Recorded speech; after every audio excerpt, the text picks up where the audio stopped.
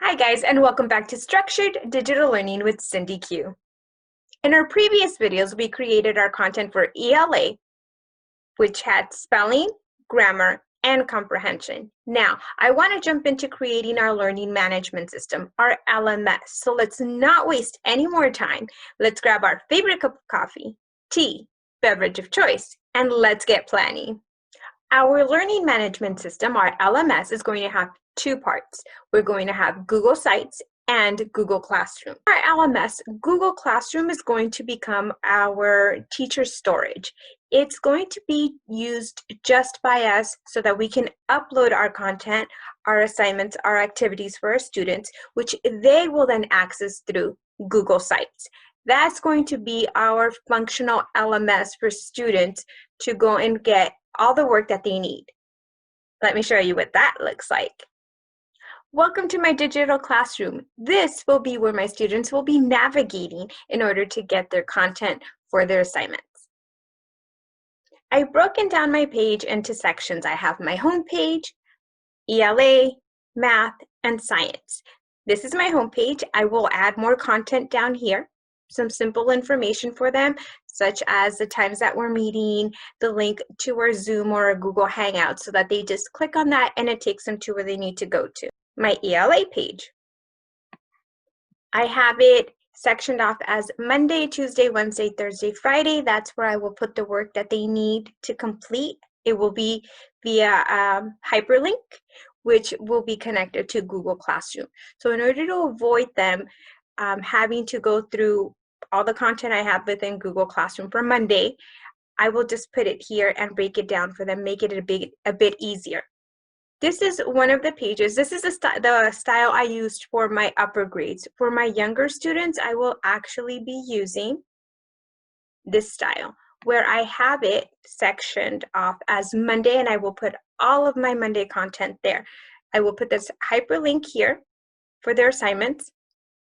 I can put the videos that I want them to watch to help them, and I can put some additional anchor charts just for additional support.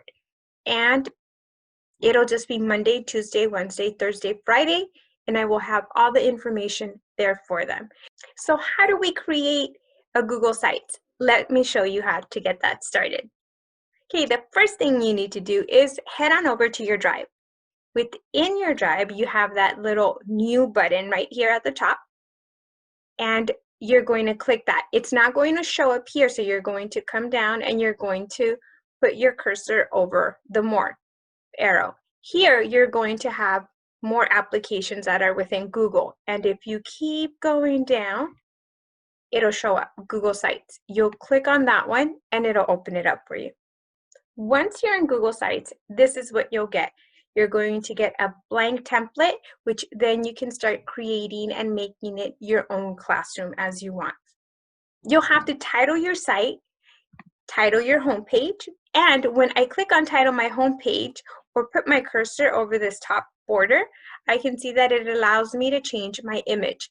This is where you can upload what banner you want to use, what border you want to use. You can use something that they have in there in stock, or you can create your own as I've done. Okay, the next part is coming over here to the right hand side, and you're going to see that you have different tabs. You have the insert, you have pages, and you have themes. Right now, I'm going to come over to the insert. This is going to give you your layout as to how you want your class to be structured. For my home page, I would just leave it in this manner. I don't need to add anything else. You can come down here if you want to add a tab. If you don't want it, then you can just come down over here to the left side and delete it. You can always delete whatever it is that you add. There'll be a little trash can for you to get rid of it.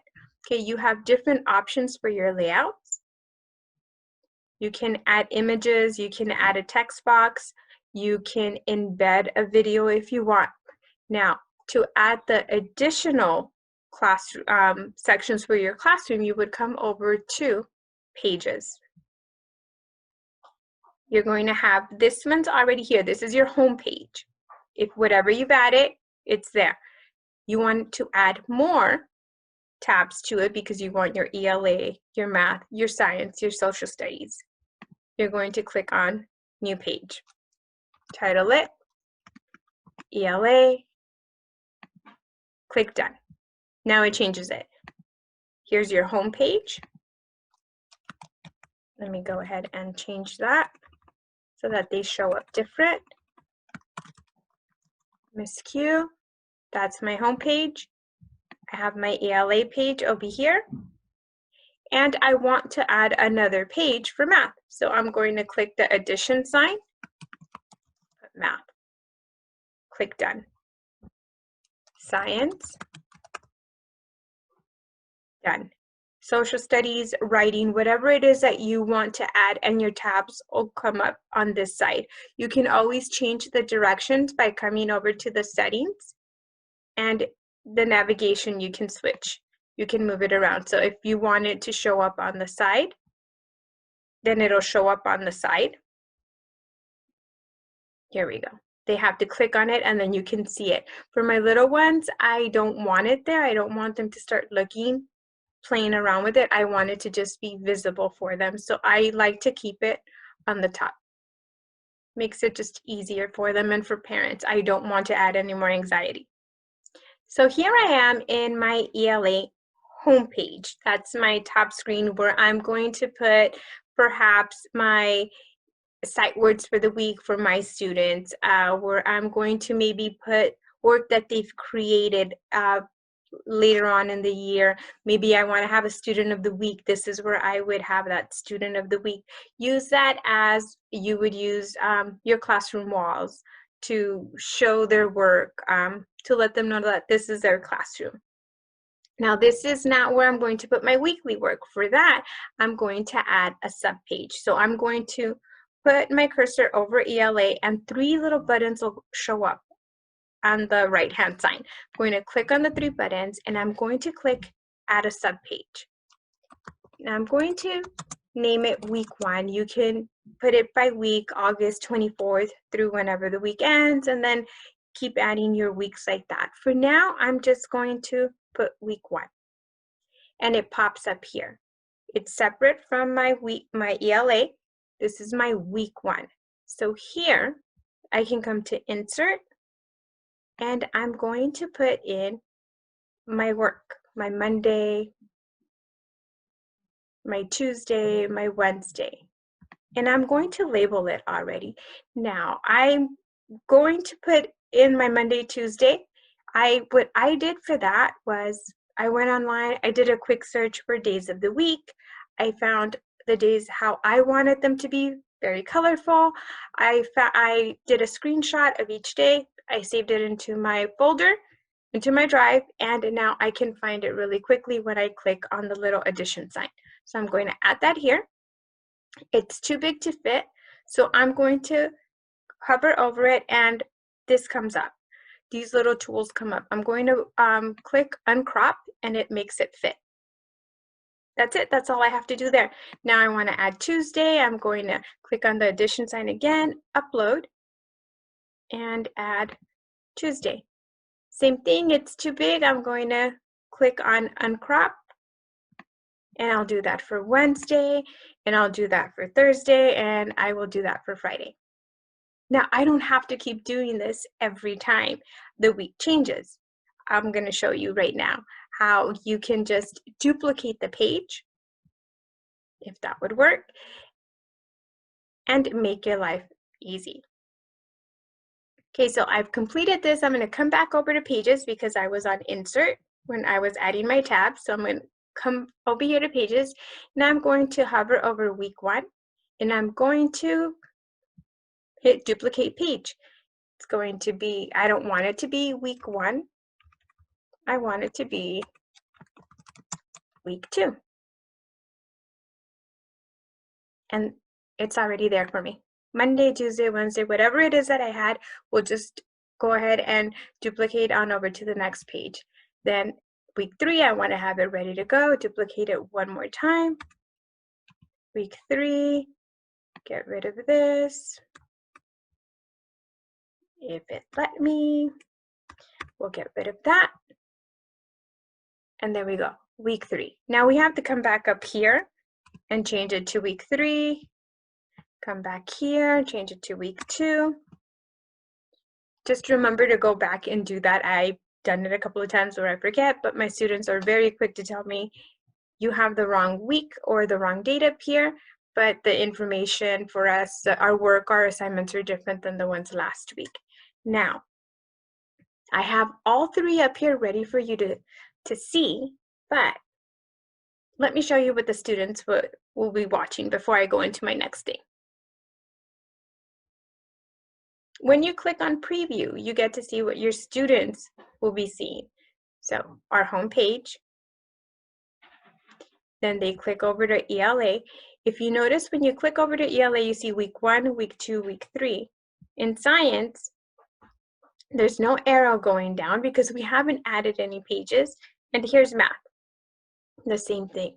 I don't want them to see all the weeks. I want to have my content ready because I have it ready.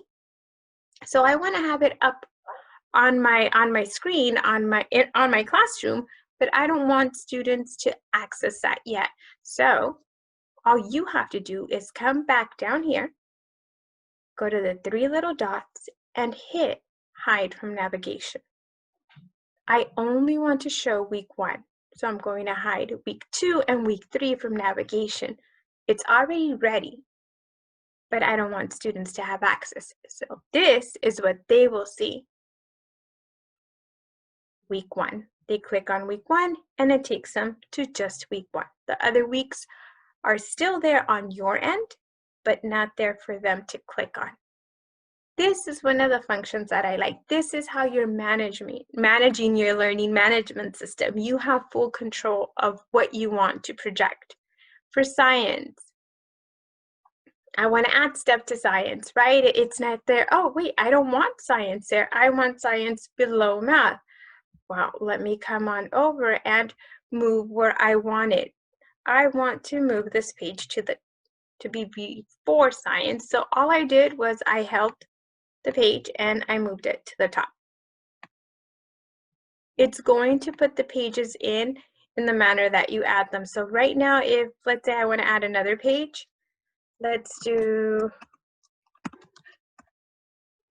social studies. Done. It's going to add it on the top of science, but I want social studies to be below science. So however it is that you want it to be, you can move them around. The only one that has to stay up here would be home, but you can move something in front of home, but that's then going to change the format that you have up here for students in their navigation. So I like to keep home. And if I could put it back, there we go. Home, ELA, math. Okay, so for math, let's go through this again. That's our main page where we're going to put student work, where we're going to maybe put our newsletter for the week, if you want, or for the month, however you want to have it. Some quick communication about math, maybe what you're going to be focused on, you can put it here. Then students would then have to go into their page. You're going to add your subpage. Week 1, done. And then you would come back to insert, and then you would add whatever it is whatever layout it is that you want to use, your individual, or you can do 3, Monday, Tuesday, Wednesday, and then add another layout. However it is that you want to. I personally, for my young ones, like this layout where it's going to be all Monday in that section, and then I'll have another one for Tuesday and keep going. For my older students, I had it with Monday, Tuesday, Wednesday, Thursday, and then I just would add one more on the bottom for Friday. That was it.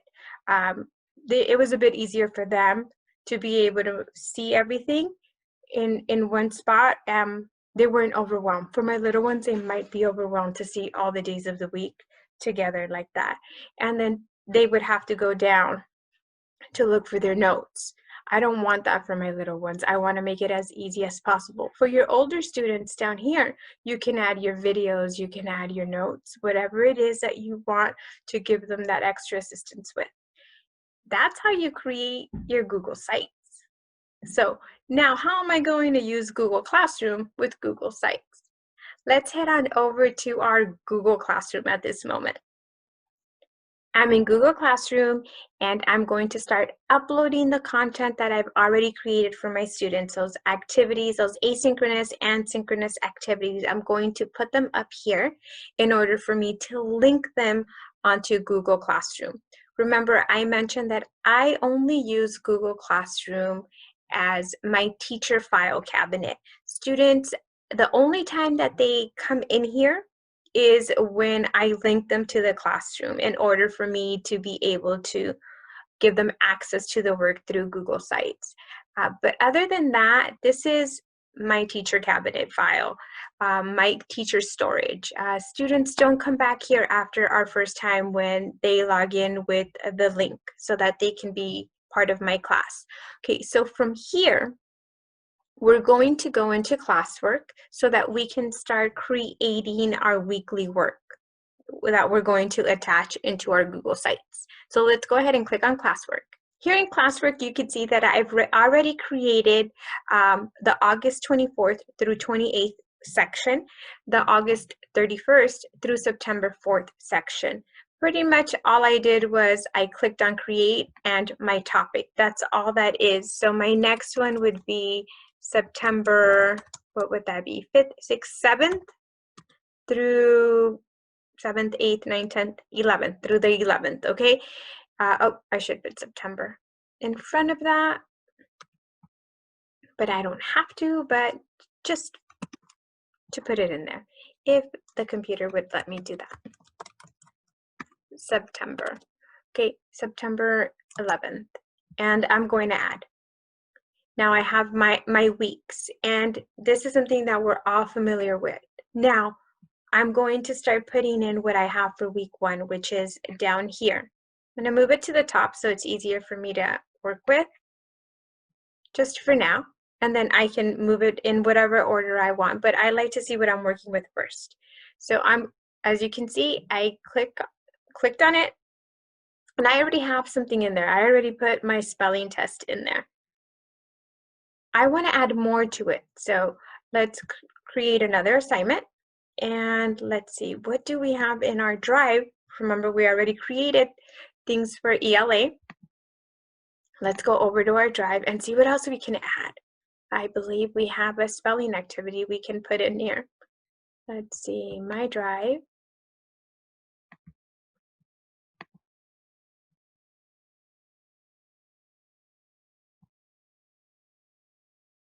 Have the spelling test. Let's do day 1 spelling activity. Let's insert that.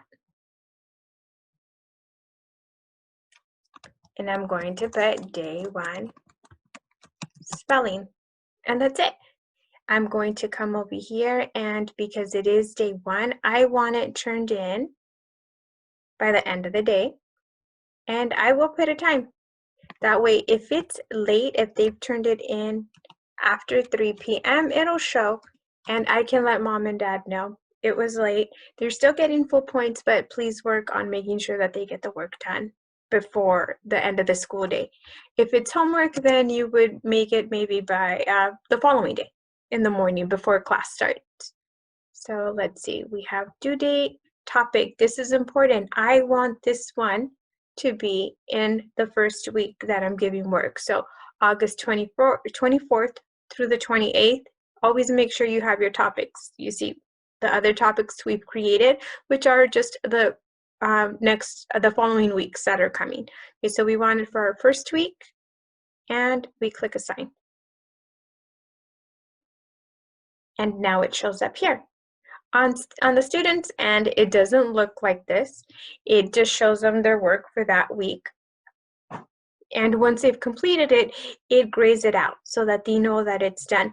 But I'm not going to be using Google Classroom as the source where students go to get their work. I'm going to be putting this work into Google Sites. The way I'm going to do that is for the pretest, I'm going to click on the activity, going to open it up,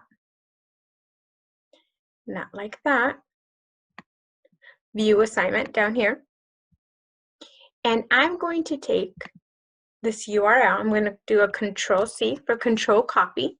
Now I'm going to copy that link and I'm going to paste it into my Monday, which is my spelling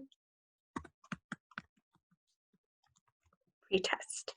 Now from here, I'm going to highlight spelling pretest and I'm going to come in here where it says insert link, this little chain. I'm going to click on that and I'm going to Control-V, paste it, and now it's a hyperlink. This is what the students will see. It's a hyperlink. So when they click on this, it takes them straight to their assignment. It won't show this way. This is what you're seeing. For them, it'll show their name and then they'll have the same little box that they'll click on.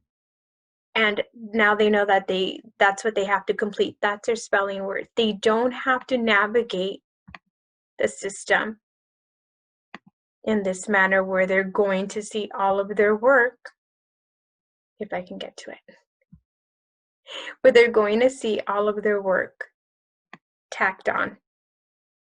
And they have to go through it, especially if they missed a day, then they have to go and search through everything for the day. We're here in on Google Sites. They just go into, what did I wasn't in school on Monday, or I didn't show up for ELA on Monday. What do I have to do? Everything that they have to do will be here.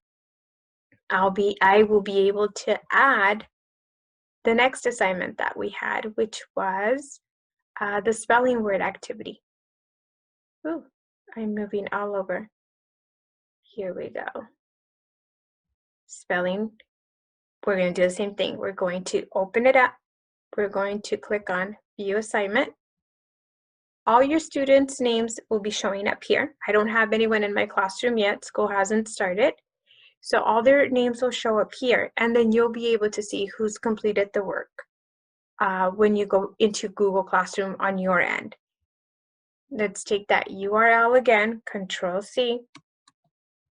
We're going to come back to our classroom here, and we're going to put the next activity, spelling, what was it, spelling 5 times? I believe that's what I did.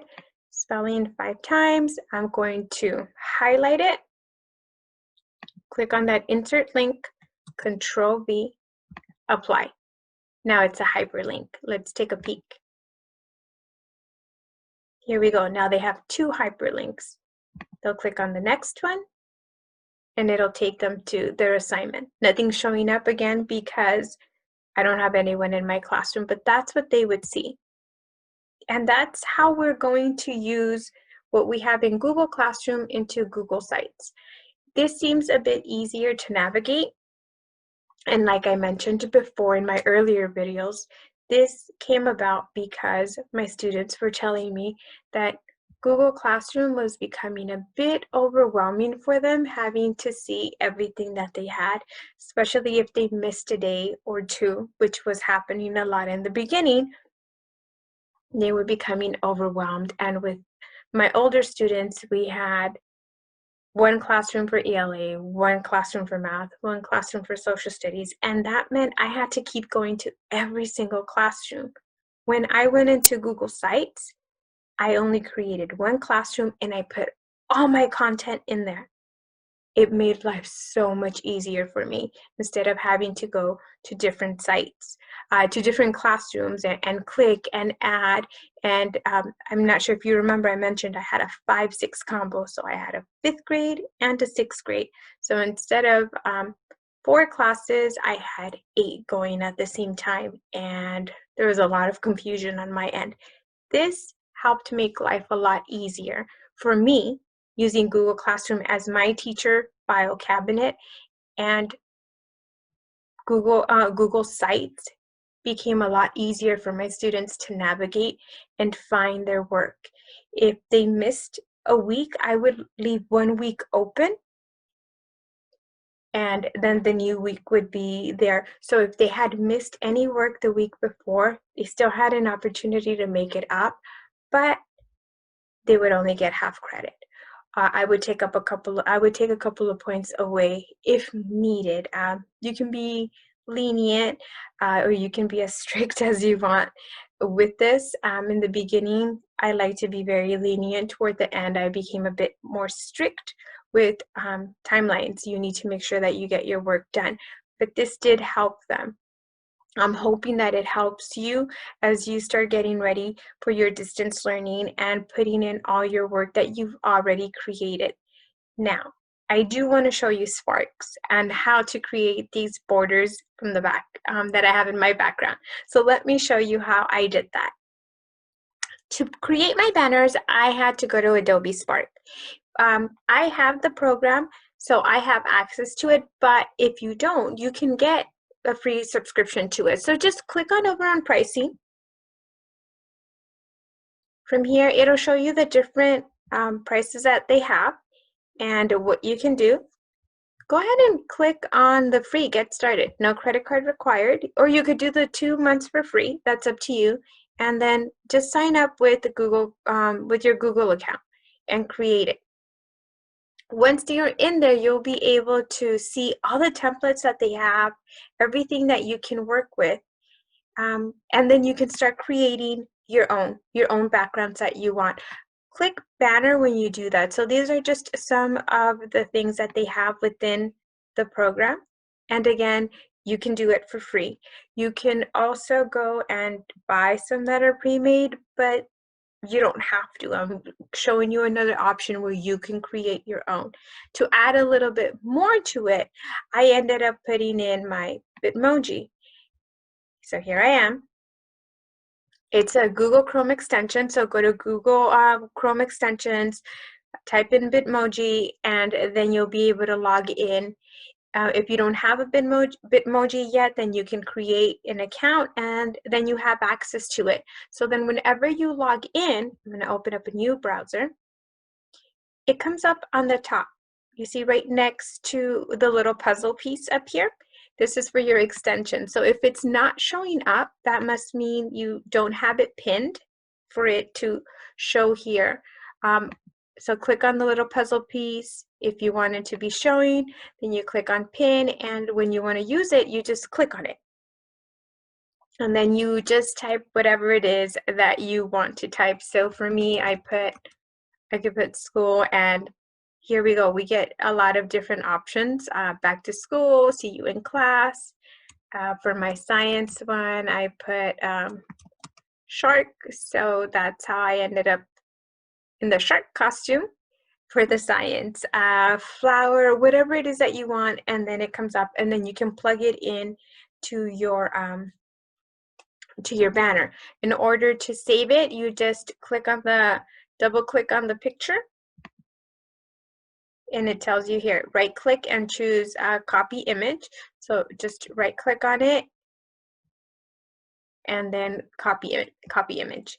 And then you just send it into your drive and it'll save it there for you, so that then you can pop it up whenever it is that you're ready to use it. And that's pretty much it with both the Bitmoji and Adobe Spark. You're able to now take everything that we've created, all your assignments, put them into Google Classroom, put them in by sections, and then if you want, then you can create your own site, which is where you can navigate your students to. In order to prepare your site so that it looks the way that you want it to look, you can go onto Adobe Spark, create your banner. With the help of a Bitmoji, if you want, you can put your Bitmoji in there, or you can just find images online that you want to use, or you can just use what's in the banner. If you don't want to go about creating your own, I know that there are teacher created materials out there that you can purchase, but that's on you. Remember, in the very beginning, I said I was going to try to not spend any money. Free is the way to go, and that's how I've been doing. my creations for my classroom. I want to show you my completed classroom that I had last year for my 5th and 6th grade students. I didn't create a banner, I just took the Bitmoji and I put that as my background. And this is what my main page looked like. So just a quick peek at a fully created classroom that's already done. This was my home page. I told them to remember to log into Clever. This was a hyperlink so that they would click on there, and then I had the password because we were using Zoom and we had that classroom to it. And then our times that we met. One thing I forgot to share with you. You might be thinking, whoa, you had your password up there. Anybody can log in. No, because it is my LMS. All I have to do is come up here to who I want to share it with, and I can restrict access to people. So here we go. Who do I want to share this with? Well, I don't want to share it with everybody, and I'm only going to share with the people that I want to. So I can restrict it to only the people that that have this link can open it. I can make it public if I want to. I can make it only for those within my district, or I can have it fully restricted, which means you have to get a direct invitation from me. And that's what I use with my students in order to control who's in there. So if I have not invited you, you can't log into my class. You see, there's a little person with an addition sign. You click on that, and then you add whoever it is that you want to add in here. And I only add my students. I don't add parents with their emails. If they want access, and they would have to go in through their child's email, because this is how I am controlling it. Once they get into their child's email, they can see everything in our classroom, and it's there. It's for safety reasons that I do it that way, and it worked very well. So just to finish showing you, you don't have to worry if you do have to put a password, because only those that you allow in through your email will be able to get into it. Now, if you see the link right here, you can try to type it in if you like, and it won't let you in. It won't grant you access. So even if they share their link with a friend, with their parent, they email it to them, because they don't have access, a direct invitation from you, they won't be able to get in. Okay, so that's one of the awesome things about this LMS through Google Sites, that you have full control. That was just my homepage. Make it as simple as you want. ELA, I had our things here, our work, what they had to do. That was my main page. And then they had their weeks that they would work. Notes that I knew that they would need, the hyperlinks for their assignments, what we were working on. Same thing for science. And that's a complete site right here. This is what I used with my students, my 5th and 6th grade students this past semester before we went on break. As you can see, it says May 11th through the 15th, and they knew exactly what they had to do for that day, and then they had additional support so that when our synchronous lessons were done, they still had something to get information from, something to fall back on in case they missed something within the lesson. So that's it, guys. We are done. That's it. We are there at the very end. You are ready to start creating your own LMS using Google Classroom and Google Sites.